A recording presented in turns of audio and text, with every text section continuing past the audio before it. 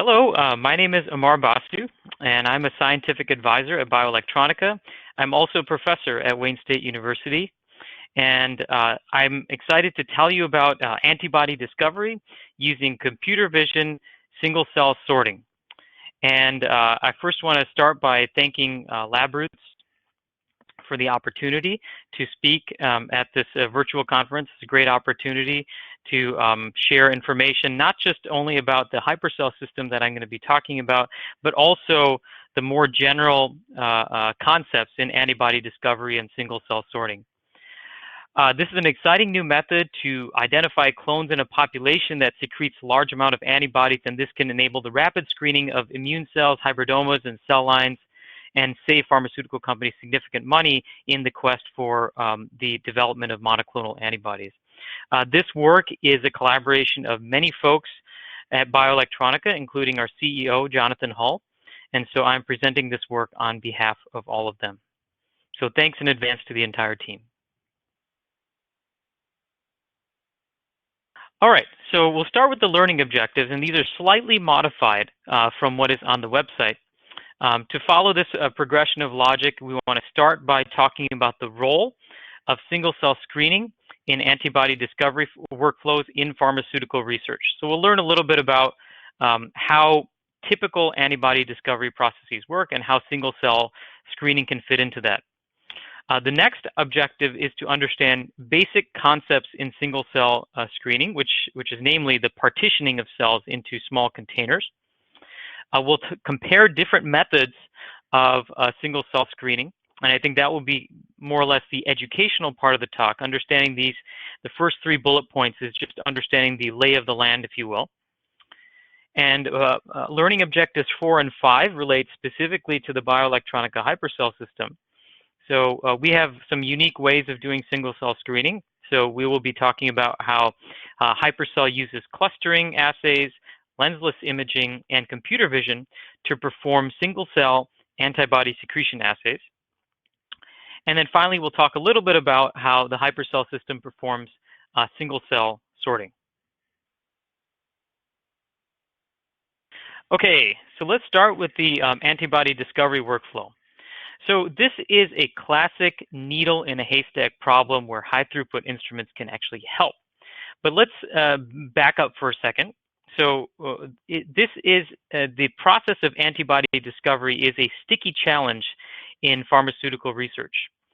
The objective of the pharmaceutical workflows is to establish cell lines that produce a monoclonal antibody of interest. And the market for monoclonal antibodies has grown to beyond $100 billion per year as of 2019. It's expected to probably be even more now, considering the intense interest in antibodies for things like infectious disease or just fundamental research and so on. So the goal of the pharmaceutical company is to get these antibodies out as quickly as possible to develop these monoclonal antibodies. I'm going to talk about the hybridoma workflow here, but you can extend it out to other types of workflows as well. So it begins, conventional workflow begins when a mouse is immunized with an antigen of interest, and this will produce an immune response against that antigen. A typical immune system might produce more than 1 billion different antibodies, a repertoire of antibodies that are presented on the surface of B cells. These B cells can be harvested from the mouse spleen. Now, as many of you may know, like one of the issues with B cells is that they don't have, they don't survive very well outside the body. So they're not particularly robust cells. And if you're trying to do a single cell assays or some type of screening on these cells, which requires long culture periods, you won't get very far necessarily if you use B cells alone. So the hybridoma technology, which has been around since 1975, is where the B cells are fused with myeloma cells, and they're fused to form hybridomas. Now, this technology has come a long way, and it's sort of the mainstay in a lot of antibody discovery workflows. But one of the issues with hybridoma is the low efficiency. So the B cells have to survive the fusion with the myeloma cells, number one. Number two, they have to be immortalized.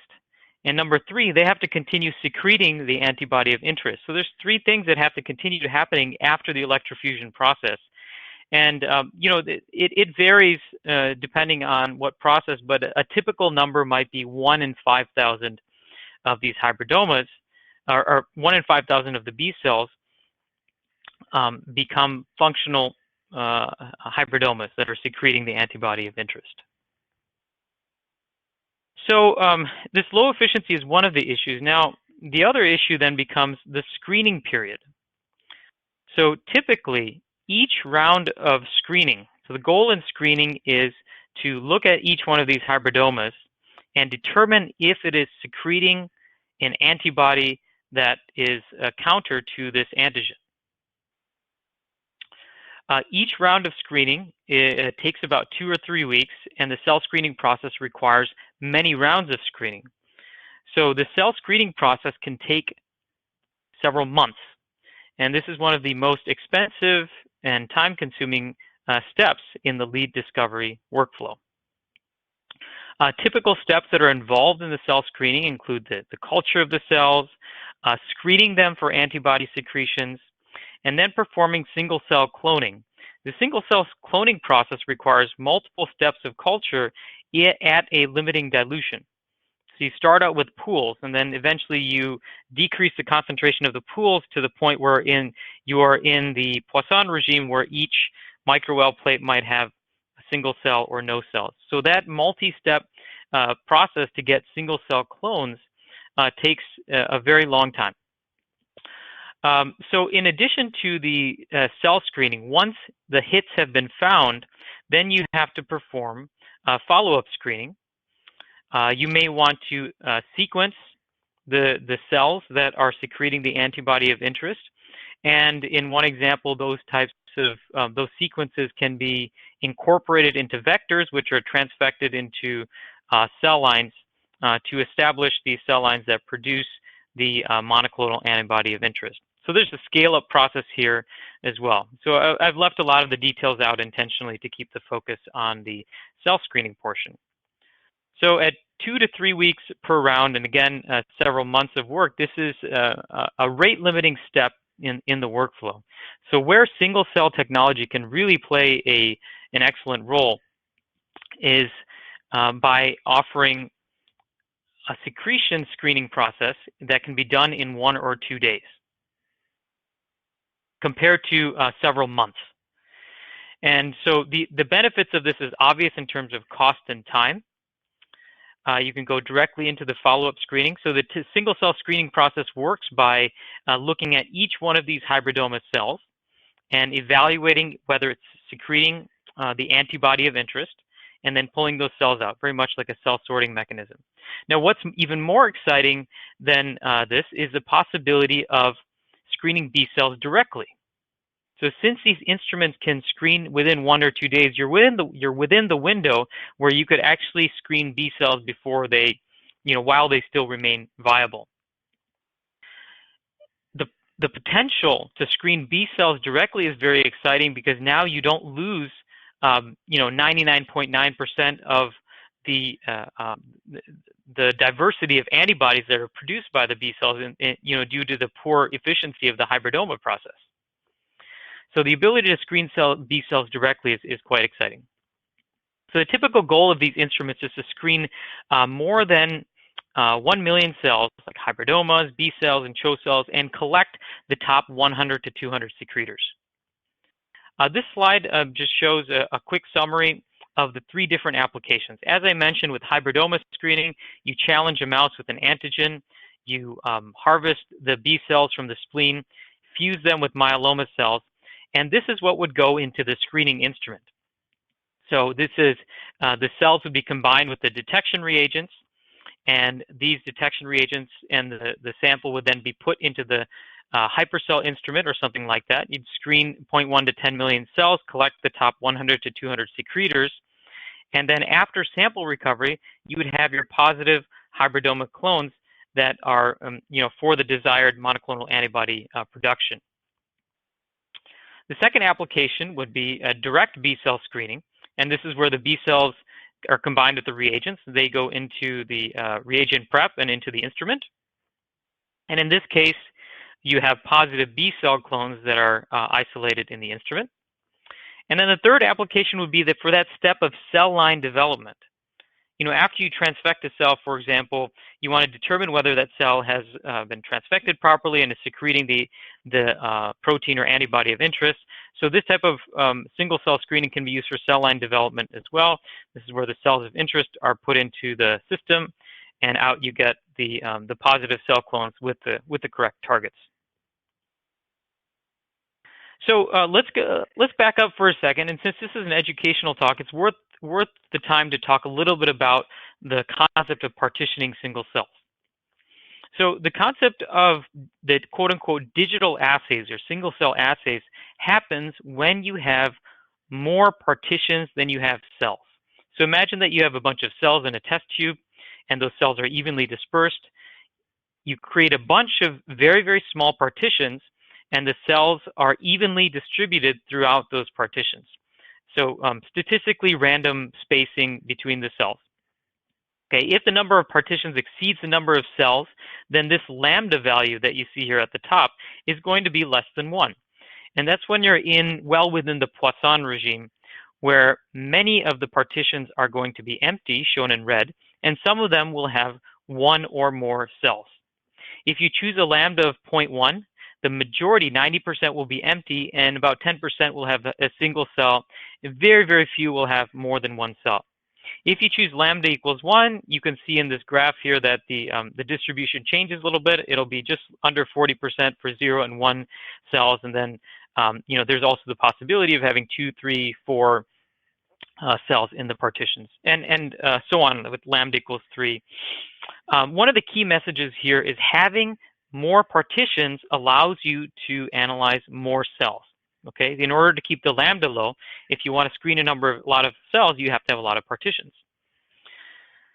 So there's an advantage to having more partitions, and a few examples of where many partitions has helped in the so-called digital assays, which are not only limited to cells, but you can think about things like digital PCR, which is for quantifying nucleic acids, digital ELISA for quantifying proteins, single-cell transcriptomics, like techniques like DropSeq, where you perform single-cell screening, single-cell sequencing, I'm sorry. And then the one that we're going to be talking about today, which is single-cell secretion assays. So first, I just want to mention quickly about the concept of polydispersity. This question often comes up is that, well, if your partitions are not equal to each other, if they don't have the same volume, how do you handle, how do you perform any type of quantitation? And without getting into all the details of this, I just want to highlight the main point here is that if one can measure the volume of every single pod, every single partition, then the accuracy of quantitation is actually the same as a monodispersed population. And so this slide shows some Monte Carlo simulations that we've done of that. We've compared our method, which is in green, to the blue line here, which represents monodispersed partitions. I'm talking specifically about the charts on the upper right side here. So if you have a lambda on the x-axis and your measured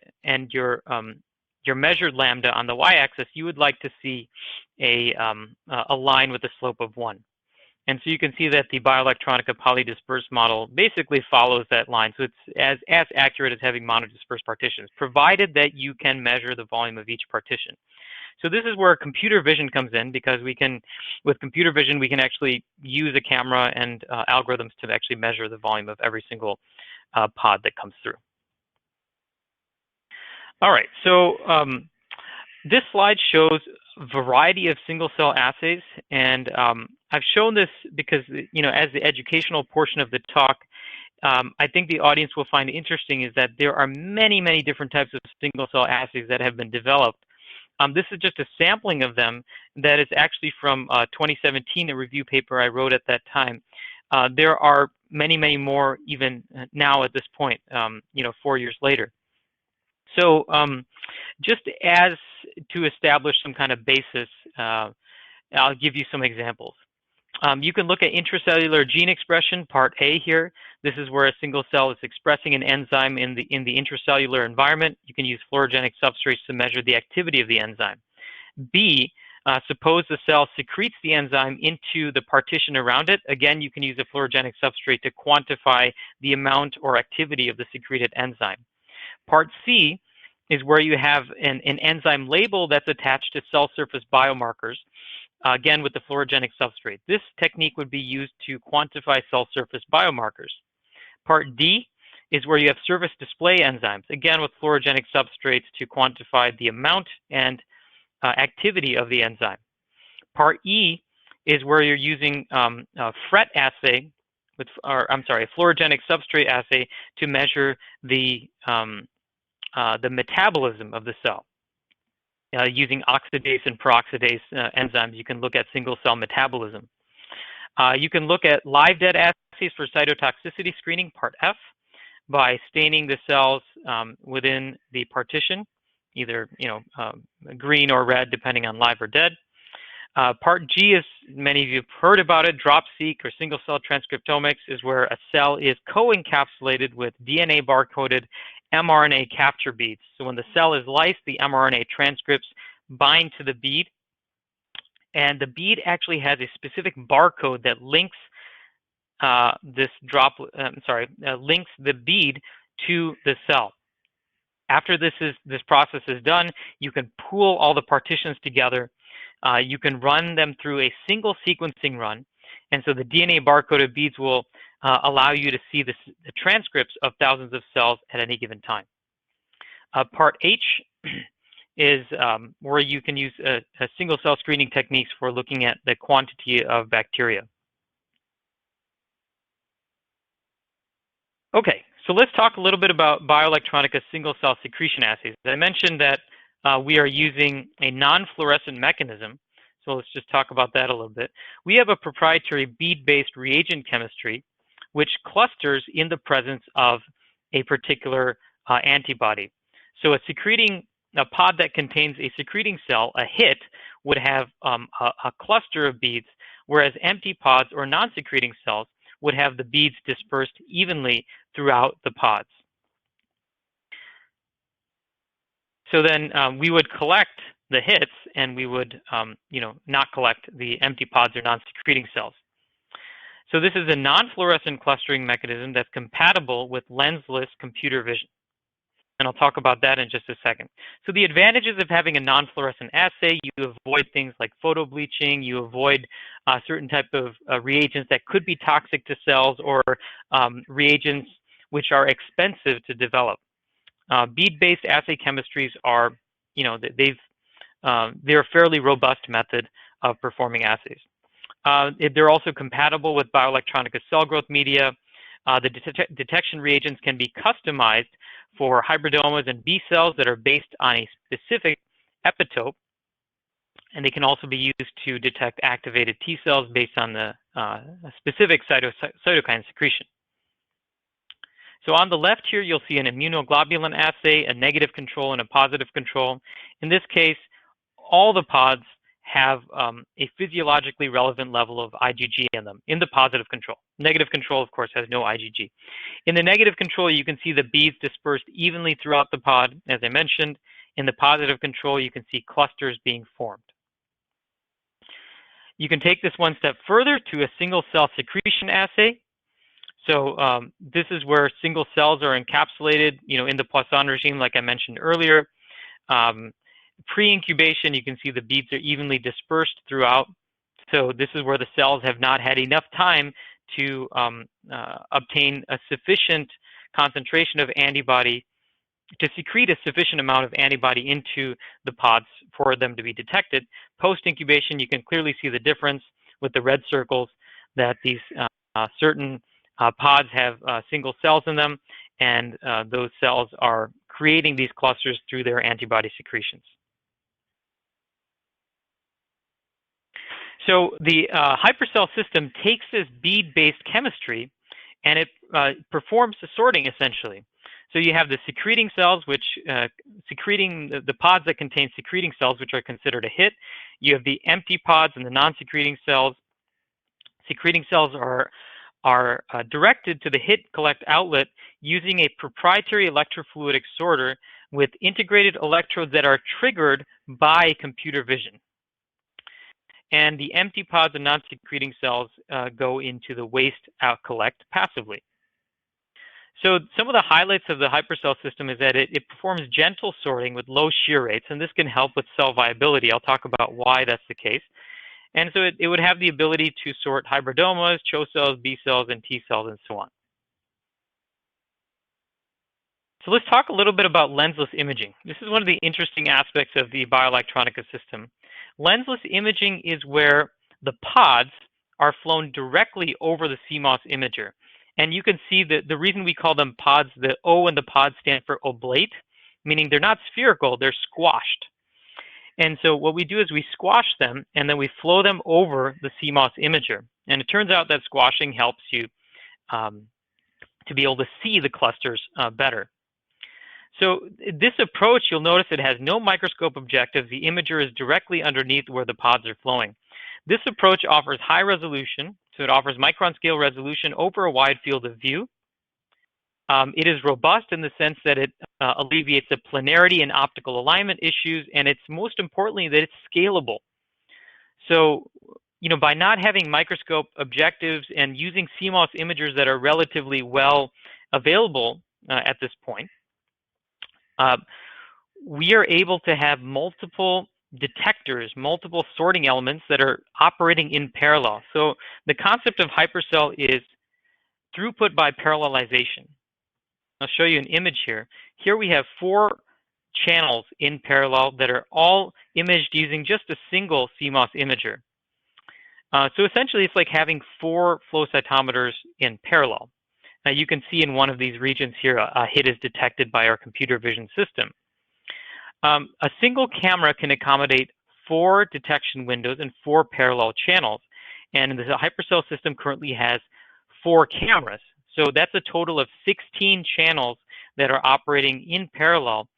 And the advantages of doing that is that you don't have a really high flow rate in any particular channel. The flow rate is actually distributed among the channels. And so that gives you lower shear stresses to improve cell viability. And this is all because the lensless imaging is a scalable approach where you can replicate or array your detection windows. This slide talks a little bit about quantifying with computer vision. So the next question is, now that we can perform imaging, how do we actually quantify?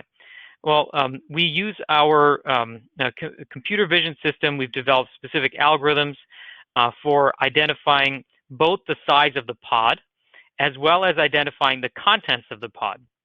And both is important because you can think about normalization type procedures, right?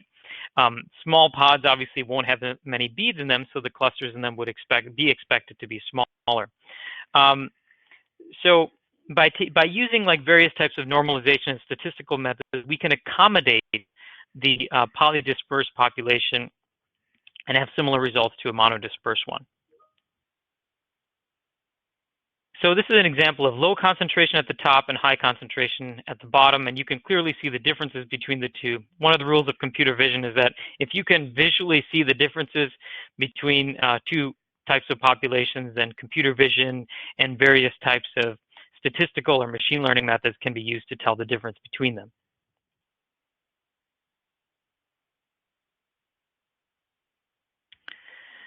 Just to highlight again, this is what a typical a hit might look like. You can see that within this microscope image, you can see the signal from the secreted antibody, which is a cluster of beads. And notice that the beads are actually attached to the cell itself. This can often be the case if some of the biomarkers are being secreted to the external environment, and some of them are actually still on the cell membrane. This can also be detected in our computer vision system. The pentagram here is our detection window where the computer vision is applied, and based on what the computer vision sees within this pentagram, a sorting decision is made and it gets directed to the hit collect outlet or the waste collect using our proprietary electrofluidic sorting system. This technology, we're quite happy that last year, 2020, the Society of Laboratory Automation and Screening awarded Hypercell the Best New Technology Product Award.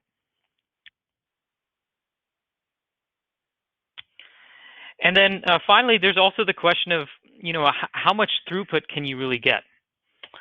This slide sort of alludes to that here. We use rapid computer vision algorithms. You'll see this. Oh, I'm sorry. Let me just play the video. I'll play it again.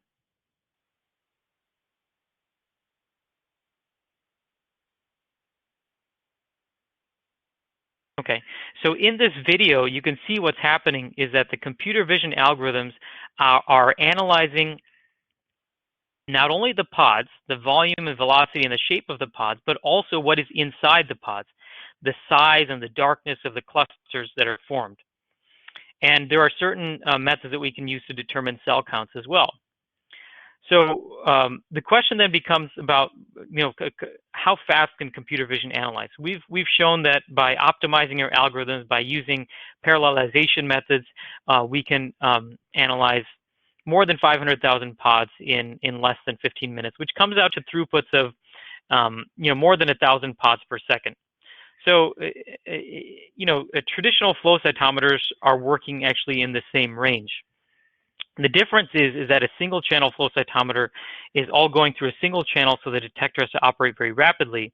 But if you have multiple detectors operating in parallel, they don't have to have the same throughput requirements, number one. And number two, again, as I mentioned earlier, there's less shear stress when you have multiple channels operating in parallel. Now, the computer vision itself extracts multiple parameters, up to 20 different parameters using computer vision. And those parameters offer a great deal of flexibility in choosing in basically defining the thresholds for your sorting. So at Bioelectronica, we like to say that that we can software define a new assay. So by choosing some bead-based reagents and software defining our thresholds, you can quickly adapt to different cell types, different antibody types, and so on.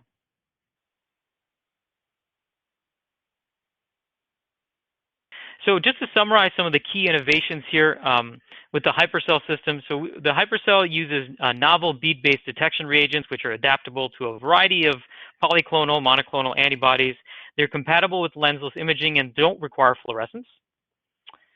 So we've shown that we can use computer vision to trigger the sorting of single cells based on their secretion profiles in concert with the bead-based detection reagents. So this provides like software programmable sorting thresholds. We use electrofluidic chips from the PCB industry, the electronic supply chain, which allows us to integrate flow control, sorting, and control electronics. And we use polydisperse rather than monodisperse dispersions. This allows for high throughputs and allows users to use standard laboratory vortexers instead of the microfluidic droplet generators.